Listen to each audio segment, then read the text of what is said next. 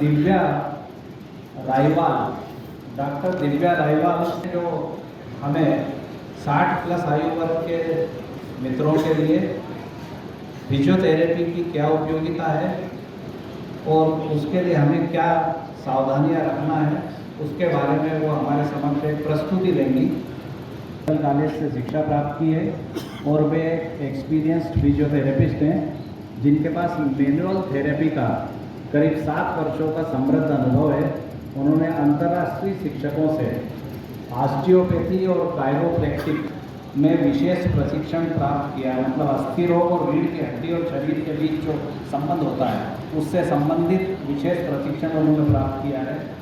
दर्द प्रबंधन में भी फिजियोथेरेपी के माध्यम से कैसे कंट्रोल किया जा सकता है, इस पर भी उनकी गहरी पकड़ है। उनके सहयोगी व्यक्तित्व और देखभाल करने वाले स्वभाव से मरीज भी प्रभावित होते हैं। डॉक्टर दिव्या विशेष रूप से गठिया और रीढ़ की समस्याओं के इलाज में विशेषज्ञता रखती है। और हो जाना जो है ये नहीं बताता कि आपकी बीमारी खत्म हो गई है। बीमारी जो है वो एक अलग चीज़ होती है, दर्द जो है वो एक अलग चीज़ होता है। तो अलावा भी फिजियोथेरेपी में जो है वो बहुत सारे हिस्से रहते हैं फिजियोथेरेपी के। जैसे कि मैं बताऊंगी कि अभी आप लोग सब जो है वो 50-60 प्लस है और इस उम्र में जो है वो बहुत सारी कमी आती है कि पहले जो काम आप 10 मिनट में डॉक्टर आप बताइए वो होता है जो बहुत सारी दवाइयाँ दें, बहुत ज़्यादा समय तक आपको दवाइयाँ दें और फिर आप ठीक हो, या वो एक अच्छा डॉक्टर है जो आपको सिर्फ 1 या 2 दवाई दी और उससे आपको परेशानी की और खत्म हो जाए प्रॉब्लम होती है। तो हमारे पास 2 ऑप्शन है, या तो हम मशीनें लगा के उस दर्द को वहीं पर दबा दें, या दूसरा हमारे पास ऑप्शन है कि कुछ अलग प्रकार की एक्सरसाइजेज होती है जिसको स्ट्रेचिंग कहा जाता है, जो हमारी मांसपेशियों। अब आप लेफ्ट वाले को नीचे रखिए और ऊपर उठाइए ना, ठीक है, थैंक यू, बैठ सकते हैं आप। तो जब आपने ऐसा किया तो आपने महसूस किया कि एक पैर में तो हम आराम से खड़े हो पा रहे हैं, लेकिन दूसरे पैर आप अच्छे से बैलेंस बना पा रहे हैं और दूसरे पैर पे नहीं बना पा रहे। तो 80% लोगों में ऐसा होता है कि वो किसी एक पैर पे वजन लेके उनके पास खड़े होने की या एक कूल्हे पे बैठने की उनकी आदत होती है। तो जो हमारे पास नेक पेन का पेशेंट आया था उसमें भी सेम हमें देखने को मिला कि वो अपना पूरा वजन एक पैर पे ही रखता था, उसके फुट का बैलेंस पूरी तरीके से बिगड़ा हुआ था। हम जिसके लिए वो सर्जरी करवाने जा रहे थे, वो दर्द उनका 5 से 6 सिटिंग में 80 to 90% उनका दर्द जो है वो ठीक हो गया। तो ये चीज़ें जो है वो देखने को मिलती है कि सिर्फ इलेक्ट्रोथेरेपी या सिर्फ दवाइयाँ ही सब कुछ नहीं होती है। बहुत बार हमें जॉइंट्स के पोस्चर को ठीक करना पड़ता है। आपकी गर्दन को बिगाड़ सकता है, उसी तरीके से आपकी गर्दन का अगर बैलेंस बिगड़ा हुआ है तो आपकी कमर खराब हो सकती है। तो जब मरीज हमारे पास आता है तो ये नहीं होता है कि सारे मरीजों को एक समान इलाज करें। रहती है हमारी बॉडी के अंदर जो यहाँ से नीचे जहाँ पर आप बैठे हैं पैर को यहाँ से शुरू होती है और ऊपर यहाँ तक रहती है। ये है आपकी सर्वाइकल, ये सर्वाइकल है और ये आपका जो है वो ब्रेन का नीचे वाला हिस्सा है, ठीक है। तो स्पाइन जो होती है वो यहाँ से शुरू होती है और यहाँ पे खत्म होती है। तो स्लिप डिस्क या साइटिका या कमर में दर्द या गर्दन में दर्द होने का क्या कारण होता है? जिस तरीके से घुटने में दर्द का प्रमुख कारण जो रहता है वो मांसपेशियों की कमजोरी रहता है, उसी प्रकार कमर के दर्द का जो प्रमुख कारण रहता है वो ये रहता है कि जो आपके कूल्हे के आसपास की मांसपेशियाँ है या आपके जो पंजे की मांसपेशियाँ है उसमें जकड़न आ जाती है। नहीं चला तो फिर हो सकता है कि साइटिका हो भी ना, एक बार चेक करना पड़ेगा, उसके बाद बताइए। हो सकता है कि सिर्फ मांसपेशियों में पैरों में कमजोरी है, दोनों घुटने को मोड़ लेना, ठीक है। उसके बाद ये ध्यान रखना है कि आप गलत नहीं लेते हो कि पैर कहीं जा रहे हैं, गर्दन कहीं जा रही है, सीध में होना चाहिए सब चीज़ें। आप यहाँ से नहीं उठाना, अपने बटक से इन बटक्स को ऊपर उठाइए, ठीक है। जब आप बटक्स को ऊपर उठाएंगे, ये तो मैडम किया है लेकिन ओल्ड एज में ऐसे होगा, ठीक है। तो आपको ये करना है कि उसको बैलेंस करने की कोशिश करना। ऐसा ना हो कि आप पैर ऐसा पड़ा है और आप कमर उठा रहे हो, या पैर ऐसा पड़ा है कमर उठा रहे हो, पैर सीधा होना चाहिए तो ताकत आएगी, ठीक है। इस तरीके से इसको रखना है।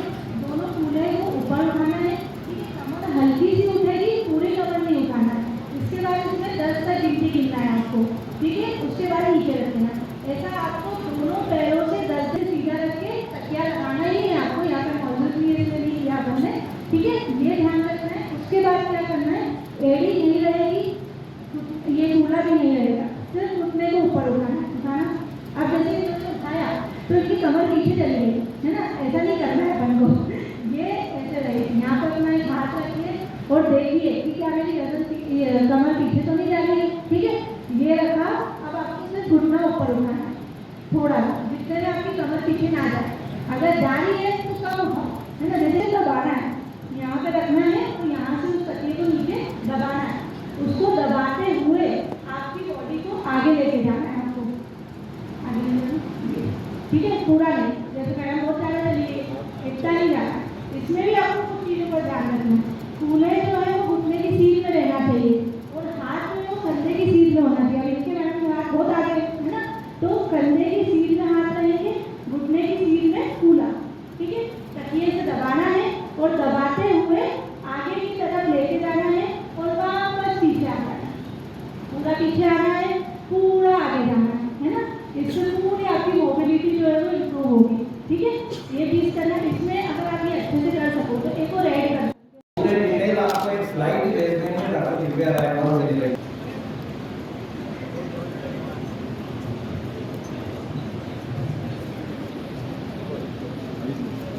सभा के प्रोसीडिंग शुरू करते हैं। मैं माहेश्वरी जी और दिलावर जी तो मंच पर पधार चुके हैं। मैं हमारे उपाध्यक्ष द्वय श्री प्रकाश छाजेड़ जी और श्री पीसी चौहान जी को और हमारे कोच उसके बाद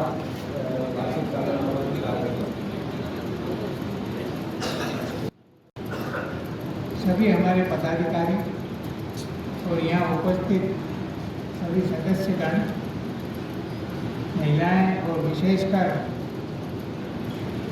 दिव्या जी, जिन्होंने बहुत अच्छी जानकारी हमें सबको इस उम्र के हिसाब से प्रदान की है, और हवा में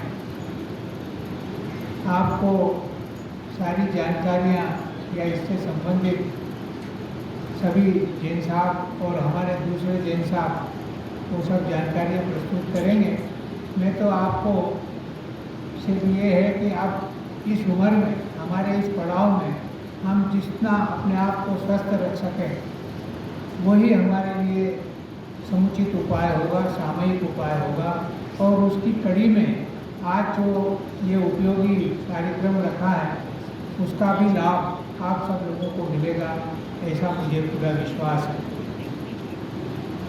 दूसरा, दो बातों का विशेष ध्यान रखें। एक तो ये कि संभवतः एक वृक्ष जरूर लगाएं, जिससे आने वाले समय में जलवायु में अपने को परिवर्तन लक्षित हो सके। दूसरा है कि आप जहाँ भी रह रहे हैं रेन वाटर को हार्वेस्ट वाटर करके और उसका ज़मीन में उतारने का प्रयास करें। यदि आप खेत में रहते हैं तो उस बिल्डिंग में मिलजुल के कार्य करें, और यदि आप अपने इंडिविजुअल मकान में हैं तो पूरी छत का पानी जिसे ज़मीन में कैसे जाए ये आप अवश्य करें।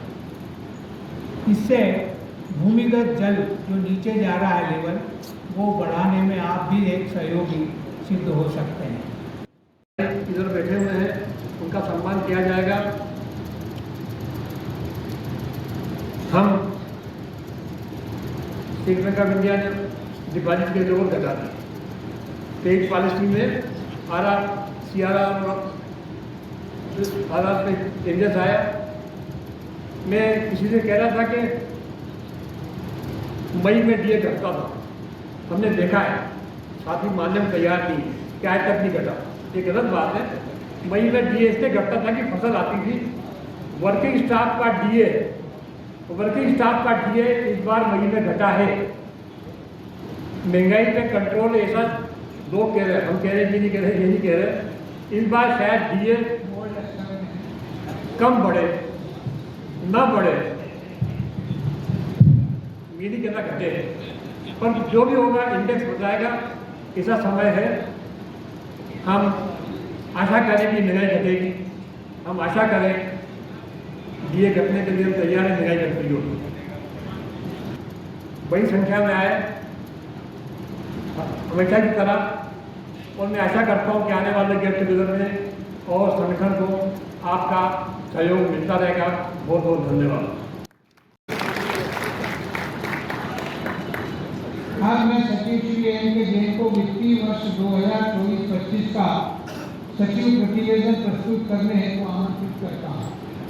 मैं एसोसिएशन की 40वीं वार्षिक साधारण सभा में आज वित्तीय वर्ष 2024-25 का प्रतिवेदन आपके समक्ष प्रस्तुत करता हूँ। सम्माननीय सदस्यगण, मैं state bank of Indore employees association, retired employees association की ओर से आप सबका स्वागत एवं अभिनंदन करता हूँ। आपको ज्ञात ही होगा कि हमारी पिछली वार्षिक साधारण सभा दिनांक 9 जून 2024 को आयोजित की गई थी, जिसमें 550 से अधिक सदस्यों ने भाग लिया था।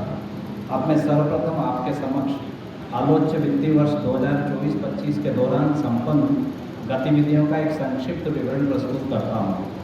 इस वर्ष के दौरान हमारे सदस्यों के हित से संबंधित गतिविधियों की शुरुआत स्थानीय कोकिलाबेन धीरूभाई अंबानी हॉस्पिटल इंदौर में स्वास्थ्य शिविर के आयोजन के साथ हुई। इस शिविर का आयोजन 7 अप्रैल 2024 को किया गया था, जिसमें इंदौर, महू एवं देवास के 142 सदस्यों ने भाग लिया। इसमें सदस्यों की ब्लड शुगर और बोन डेंसिटी की जांचों के साथ ही डाइटिशियन द्वारा सदस्यों को योग्य सलाह दी गई। बाद एक हमारा अलग ग्रुप है SBINRE एक्सपर्ट मेंबर्स ग्रुप। उस ग्रुप में सारे हमारे दिवंगत सदस्य के परिवारजन शामिल किए जाते हैं। वहाँ पर उनको तुरंत ही फैमिली पेंशन का फॉर्म, फैमिली पेंशन का मेंबरशिप फॉर्म और भी जो अन्य उनको सावधानियां रखना है सदस्य के दिवंगत होने के पश्चात, वो सब सावधानियों के बारे में हमारे कम्युनिकेशन जाते हैं और उस ग्रुप पर लगातार परिवारों से संपर्क किया जाता है। अभी आपको ज्ञात होगा कि हमने फरवरी में 150 दिवंगत सदस्यों की सूची जारी की थी और सबसे निवेदन किया था कि आप इनके परिवारजनों से संपर्क करके इनके फैमिली पेंशनर को भी मेंबर बनाएं। मुझे आए हुए में रिव्यू बता रहा हूँ। ऑडिट एक्सपेंसेस 5,500 हुए, ट्रेवलिंग एक्सपेंसेस 8,705 हुए, पिछले साल 6,606 थे। स्टेशनरी एंड पोस्टेज 1,220 रुपये हुए, जो पिछले साल 4,339 रुपये थे। टेलीफोन एक्सपेंसेस 2,999 हुए, जो पिछले साल की बराबरी है। रिव्यू फंक्शन एक्सपेंसेस 7,77,313, जो पिछले साल 3,25,000 प्रोविजन था। आउटसाइड सेंटर एक्सपेंसेस 7,400 से 6,200।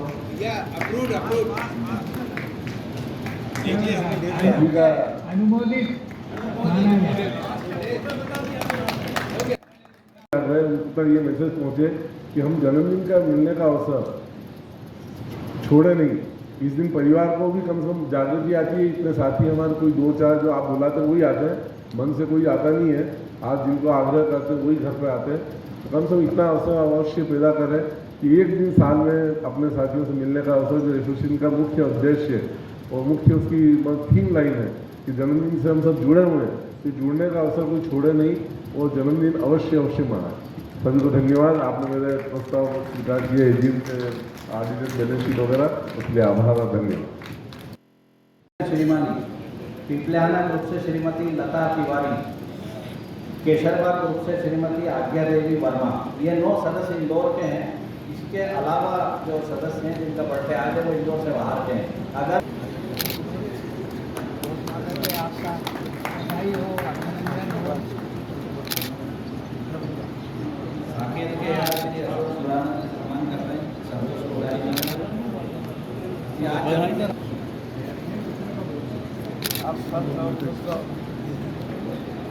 मुझे बताते हुए खुशी है कि आज अपने जन्मदिन पर श्री संतोष जी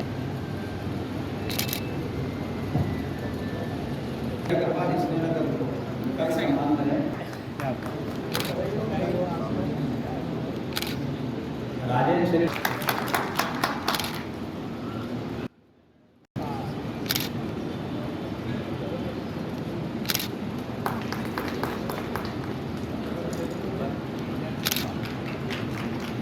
बेंगलुरु से श्री जगदीश चंद्र जी बंसल और LN आपका आशीर्वाद तो पूरे से ज़्यादा अच्छा है कि स्वस्थ रहना ज़्यादा नहीं, स्वस्थ रहो और सो पूरे करो।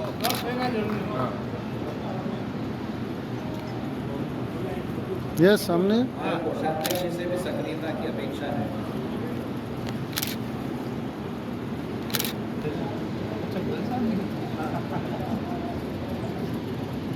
वीर जी इधर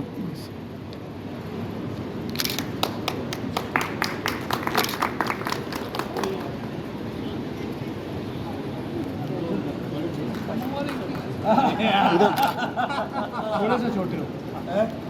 इंद्रपुरी ग्रुप की श्रीमती प्रभा इधर सामने। तैयार हैं।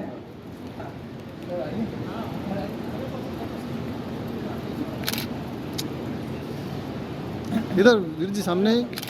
श्रीमती प्रभा महू ग्रुप वाले तैयार हैं। श्रीमती मंगी देवी गुप्ता और श्रीमती सुंदराबाई यादव। महू ग्रुप से श्रीमती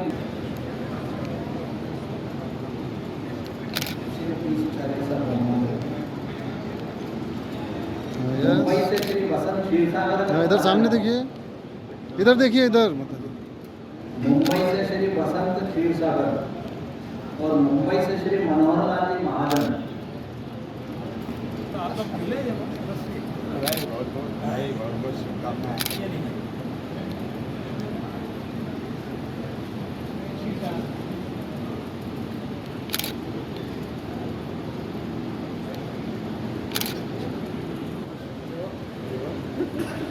श्री अम्बादास जी सुर से श्री अम्बादास जी कि हर प्रोग्राम में औरंगाबाद से आते हैं। उनकी इतनी लगन है कि हर मिलने का, मित्रों से मिलने का इतना उत्साह रहता है कि हर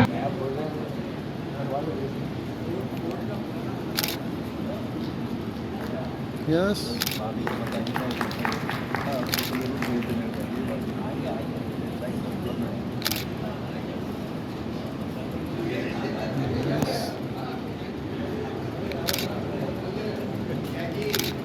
इसके बाद रेसकोर्स रोड ग्रुप के दो साथी हैं, वो तैयार हैं।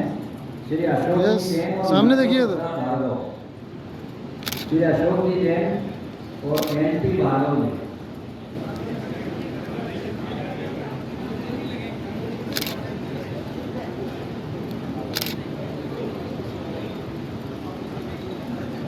सनावत से श्री जे.टी. बिरले अगर आए हों तो मंच पर पधारें। जे.टी. बिरले स्कीम नंबर 5474। इधर सामने की तरफ ये श्री बंशीलाल जी बाली 5474 के दोनों यहाँ कृपया साथ पधारें। सम्मान करेंगे हमारे सह सचिव आदरणीय श्री अशोक जी जैन साहब। प्रयास तैयार हैं। श्रीनगर ग्रुप श्री लेखराज सकलेचा जी और श्री के खान साहब और ओम प्रकाश जी वर्मा। श्री लेखराज जी सकलेचा, के खान साहब, श्री ओम प्रकाश वर्मा। हाँ, ये सामने देखिए। श्रीनगर ग्रुप के सम्मान करेंगे श्री जगदीश जोशी साहब।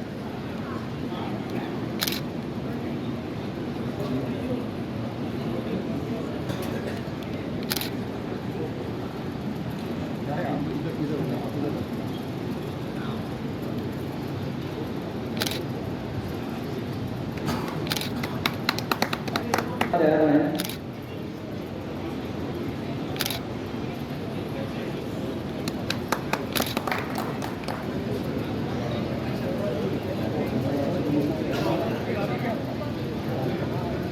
श्री महेश जी छेटिया।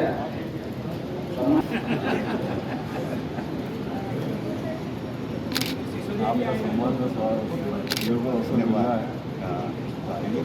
उज्जैन से अगर अशोक मोहाड़कर जी बता रहे हो, उज्जैन से श्री अशोक मोहाड़कर।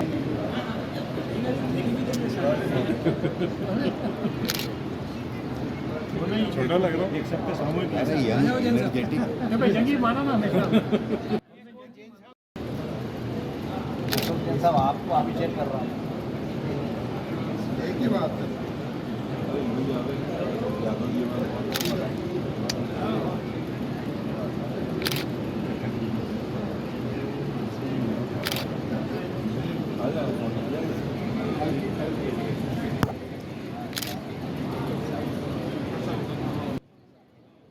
चालीसवीं वार्षिक साधारण सभा में उपस्थित होकर और विशेष रूप से फैमिली पेंशनर के लिए जो प्रस्ताव आया था उसका अनुमोदन किया है, उसके लिए विशेष रूप से धन्यवाद मैडम दिव्या का भी, उन्होंने बहुत अच्छा प्रेजेंटेशन किया है।